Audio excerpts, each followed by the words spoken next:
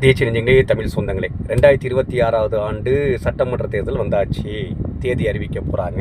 கூட்டணிகளை முடிவு பண்ணுறதுக்கு திராவிட முன்னேற்ற கழகம் தலைமையில் ஒரு குழு அமைச்சிட்டாங்க. ஒவ்வொரு கட்சிகளும் தன்னுடைய குழு அமைச்சு இன்றைக்கி பேச போகிறாங்க. எத்தனை தொகுதிகள்னு உடன்பட போகிறாங்க.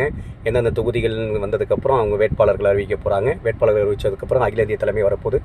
பொதுக்கூட்டங்களையும் சரி, மாநாடுகளையும் சரி நிகழ்த்த போகிறாங்க. அற்புதங்கள் நிகழப்போகுது. ஏன்னா அது இல்லாமல் பார்த்திங்கன்னா, நம்முடைய 25 தொகுதிங்கிறது மேற்கொண்டு நமக்கு தொகுதிகள் கிடைக்கிறதுக்கான வாய்ப்புகள் இருக்குது. அது காங்கிரஸ் தொண்டர்களுக்கும் தலைவர்களுக்கும் நம்ம நன்றி சொல்லிக்கணும். ஏன்னா ஆத்மார்த்தமாக உண்மையாக தன்னுடைய கட்சியின் உயர்வுக்கும் உழைப்பிற்கும் அது கிடைச்ச பரிசு. சரி, இதில் ஆயிரங்கள் விமர்சனங்கள் இருக்கலாம். இருந்த போதிலும் நம்ம கட்சியை மேன்மைப்படுத்தி நமக்கு நம்மளுடைய தலைமை தாங்கக்கூடிய சில கூட்டணி கட்சிகள் நமக்கான மதிப்பீடுகளை கொடுக்குறதையும் நம்ம வரவேற்க வேண்டிய சூழ்நிலையில் நம்ம இருக்கிறோம். சரிங்க, இப்போ இனிமேல் என்ன பண்ண போகிறோம்? தேர்தல் பிரச்சாரத்துக்கு போக போகிறோம். தேர்தல் பிரச்சாரத்துக்கு போகும்போது நமக்குன்னு தேர்தல் அறிக்கை இருக்கான்னு தெரியல. அது இல்லாமல் நம்மளுடைய வெற்றி பெற்ற எம்எல்ஏக்கள் நம்மளுடைய கட்சி சார்ந்து தான் இருக்க போகிறாங்களான்னு தெரியல. யாருக்கு ஆதரவாக செயல்பட போகிறான்னு தெரியல. நம்மளுடைய கட்சிகளில் எம்பிகள் இப்படி தான் வெற்றி பெற்றாங்க. இப்போ எல்லாருமே காங்கிரஸ் எம்பிகளா அப்படிங்கிறது ஒரு கேள்விக்குறியாக நின்றுட்டு இருக்குது. சரி, அது இல்லாமல் அதிகார பரவலில் சில பதவிகள் கிடைக்குமா? சரி, அது ஒரு கேள்விக்குறியாக நின்றுட்டு இருக்குது.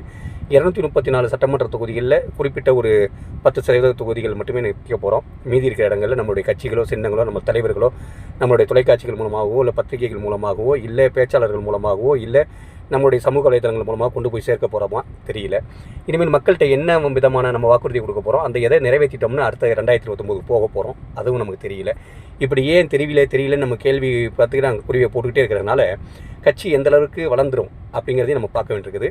இப்போ 4.4% அடுத்தது அது எத்தனை சதவீதம் வரப்போகிற போகுதுன்னு தெரியல. இல்லை 2029 நாடாளுமன்ற தேர்தலுக்கு இது தாக்கத்தை எதிரொலிக்குமா?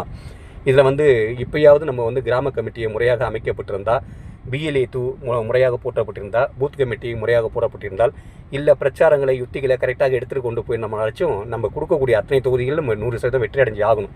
வெற்றி அடைஞ்சால்தான் நம்ம நாடாளுமன்ற தேர்தலில் இந்த கூட்டணியா இல்லை வேற ஒரு கூட்டணியான இதே மாதிரி விவாதம் பண்ணிவிட்டு மறுபடியும் இதே கூட்டணிக்கு போகும்போது ஒரு தொகுதியாவது ஒரு கூட கேட்க முடியும். அதாவது என்ன சொன்னாங்க, கட்டம் சரியில்லை விட்டம் சரியில்லைன்னு சொன்ன ஒரு முதலமைச்சரை நம்ம உட்கார வச்சுட்டோம். ஆட்சி அதிகாரத்தில் 5 வருடம் நிறைவடைஞ்சிட்டார். அவருக்கு வாழ்த்துக்கள் சொல்லிடலாம்.